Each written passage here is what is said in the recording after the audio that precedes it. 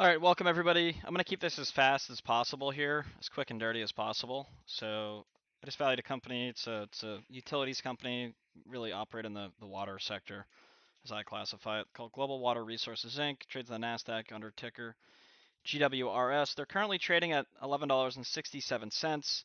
Enterprise valuation of 376 million. Um,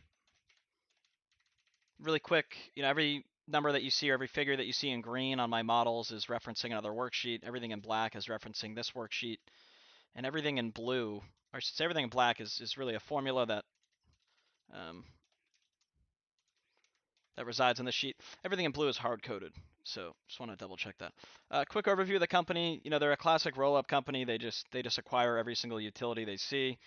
And they grow revenue inorganically. There's not a whole lot of organic growth. There was some organic growth as residents moved from California en masse into Arizona. That really occurred after California was labeled as a lockdown state and really sent people packing. And people when they move, they don't like to move across country; it's expensive, so they move to a more moderate Republican state such as Arizona. And that happened, and the data shows it right here. You can see single-family housing permits. Really, I don't have a prior year to 2020, but I would assume that they increased drastically and really kept increasing and consolidating until plateauing in May. And a lot of people moved to Arizona, and so Global Water did see some organic growth. We'll get back to this data tab. I mean, this is really the foundation of the model right here, and how I forecast, at least for a company like this, how I thought it would be best to forecast revenue, um, and develop different scenarios on single-family permits, the water connections, and the relation between the two, the water connection penetration percentage. Developing a proxy to more accurately grow revenue in the future, right? So really those three functions right there, those three factors decide this model. So getting into this three-statement model, um,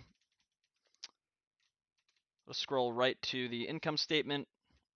I guess I should break this down first. So they have water connections and wastewater connections. They generate revenue from these two services, with wastewater generating 53% of the revenue as of fiscal year end 2022. And I calculated the average revenue that they generate per connection within a given year. This line right here, this is obviously the projection period, so this is all pro forma. Um, Regardless, so here is revenue growth. I mean, nothing to brag home about there. I mean, um, nothing crazy. Their margins are very thick, very good, juicy margins, as you would expect from a utilities company, especially a company like this. Um, Operating margin about 17%. Uh, nothing too crazy. Um, you're going to notice a pretty steep decline in these margins, and that is pretty concerning. I think the street's starting to pick up on that, but we'll get into that in the future. They do pay a dividend of 24 cents, 30 cents, about $7 million a year, if I'm not mistaken.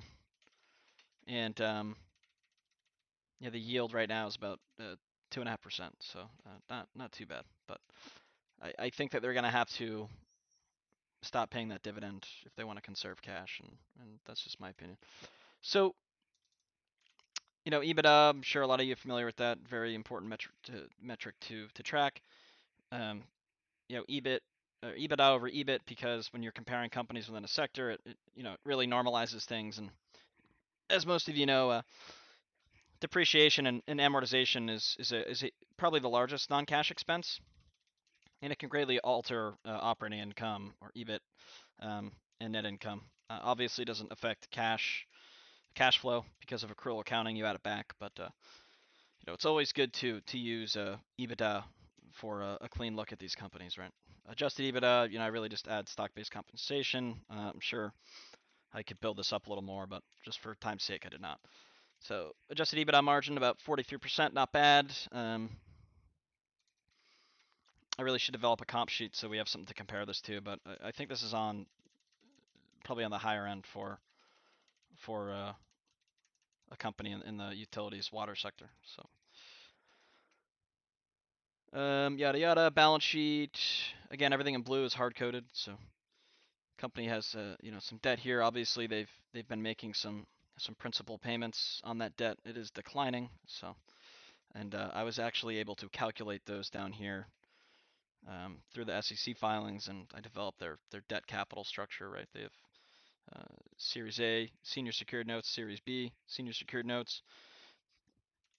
They're actually paying a 1.9 million semi-annual payment on the Series B debt, and so it's very simple to to calculate that. And you obviously start with uh, the ending balance of the debt in the most recent fiscal year. You carry that over to the beginning balance, and you make the pay down and carry it forward. So it's not too difficult. Here's the total interest expense. Don't get that confused with the pay down, the principal pay down. Let's see. There's a lot to go over here. I think it'd be better if I built one of these out live. It would take a couple of hours, but I think a lot of you could benefit more from that. There's a lot to talk about here. So uh, you have your accounts receivable schedule, your accounts payable schedule, allows you to forecast current current um, current assets and current liabilities. Um,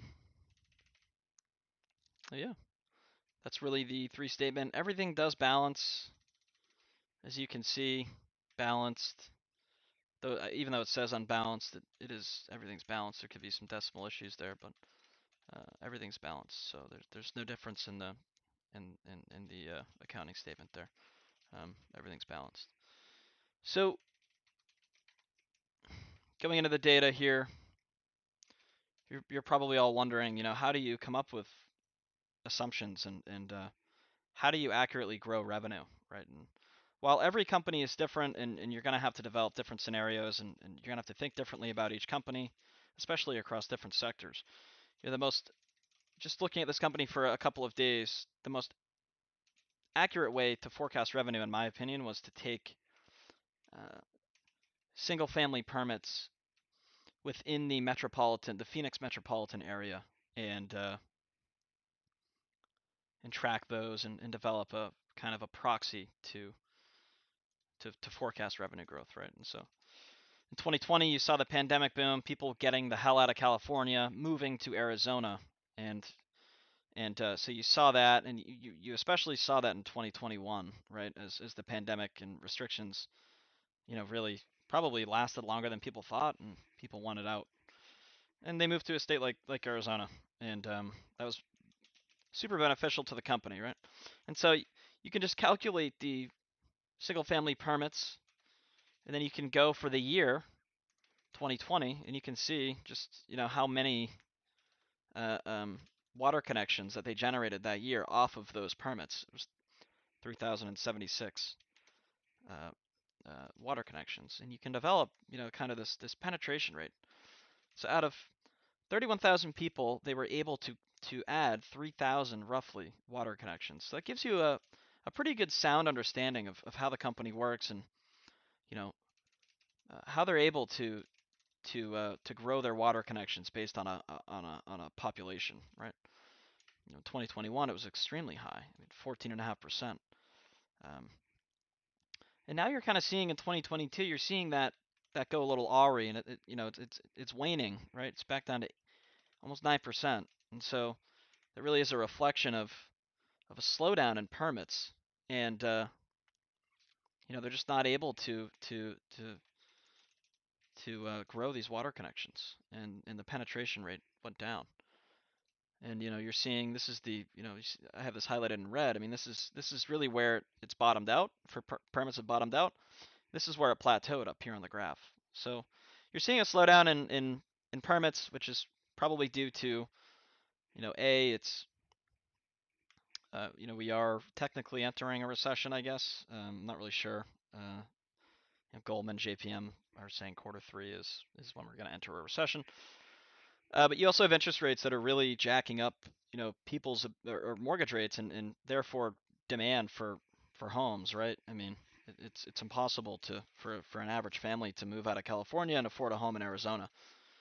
And so that's impacting the company's ability to grow. And, stock performance is reflective of that. So I'll show you this toggle really quick. I mean, simply toggle through a bear, a base, and a bull case.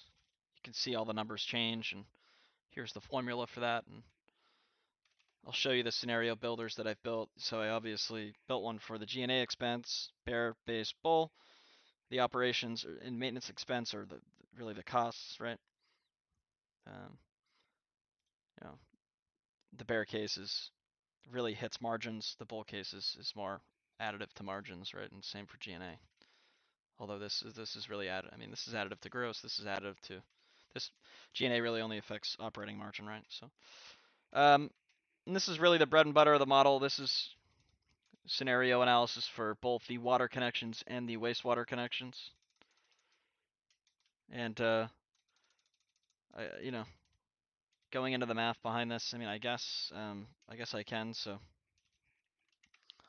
I just took an average of the first 2 months of 2023 and multiplied it by 12. I think we're going to enter a recession, and I'm not sure if housing is going to be of mind to people. And so this is kind of the bear case, as you see right here, that I just copied right into uh, the scenario analysis, and I slapped on an 8% penetration rate on the permits, and so you can see, how many water connections they're going to add each year. Um, or this is total. Sorry, this is total wastewater and water connections. I then multiplied it by the percentage of historical revenue, and you kind of get how many water connections they're going to add each year, right?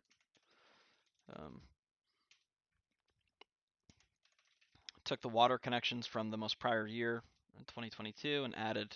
This is obviously 2023, right? So you have to add the new water connections, and so you get about 30.4 million. And then you have to decide, okay, how much revenue per year are they going to generate on each of these water connections, and I chose the lowest of the data that I had. This is my bear case after all, right? So it makes sense, and I just kept that flat during stage one. And here's the total revenue. So it's simple as that. Simple as that. And I'm not going to get into these two cases, but it's relatively same kind of math, right? And here is the valuation summary. This is integrated from the 3 statement right here, so everything just flows right in. You can tell everything's green, so everything is flowing right in from the 3 statement model. You have your unlevered free cash flows, which really are the basis of your discounting. An analyst's job is to properly discount future cash flows, right? That's finance. That's the definition of finance. So, and that can't be right.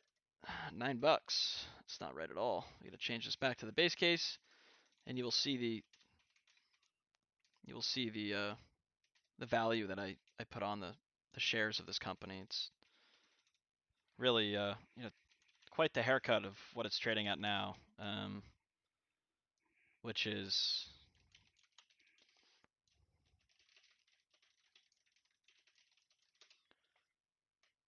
$11.30, and you can see it's really selling off. And full disclaimer, this is not financial advice. I don't think that you should short this. I personally would not short this. I think the risk is too high. But I wouldn't buy it either. This really has potential to retrace, um, the $6 range back in 2016 potentially. So, or even lower, really. I mean, my model says five and change. So I would stay away from this.